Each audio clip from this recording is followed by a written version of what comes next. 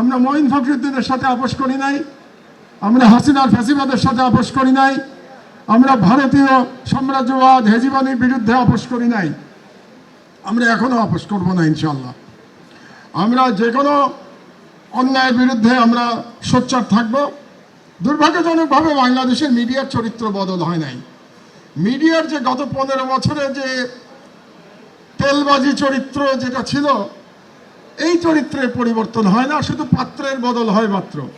তো আপনাদেরকে খুব পরিষ্কারভাবে বলে দিতে চাই, আমার দেশ সর্বদা ইমানের সাথে বাংলাদেশের স্বাধীনতা এবং বাংলাদেশের সার্বভৌমত্বের পক্ষে লড়াই করেছে এবং বাংলাদেশের ফ্যাসিবাদের বিরুদ্ধে লড়াই করেছে, অন্যায়ের বিরুদ্ধে আওয়াজ তুলেছে।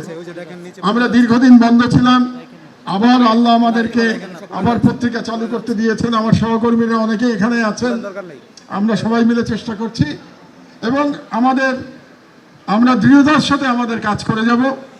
আমরা ভয় পাই না, আমার দেশ কারো কাছে ভয় পায় না, কারণ আমার দেশ কারোর সঙ্গে কখনো লেনদেন করে নাই এবং কারোর সঙ্গে কখনো আপোষ করে নাই। তো আপনারা দোয়া করবেন যাতে বাংলাদেশে একটা প্রফেশনাল মিডিয়া আমরা চালিয়ে যেতে পারি, যেটা বাংলাদেশের স্বাধীনতার পক্ষে থাকবে, সার্বভৌমত্বের পক্ষে থাকবে, জনগণের মানবাধিকারের পক্ষে থাকবে এবং গণতান্ত্রিক অধিকারের পক্ষে থাকবে। আর বাংলাদেশের যে 90% বাঙালি মুসলমান, তাদের সংস্কৃতিকে ধারণ করবে যে পত্রিকা, তার নাম আমার দেশ। আপনারা আমাদের জন্য দোয়া করবেন।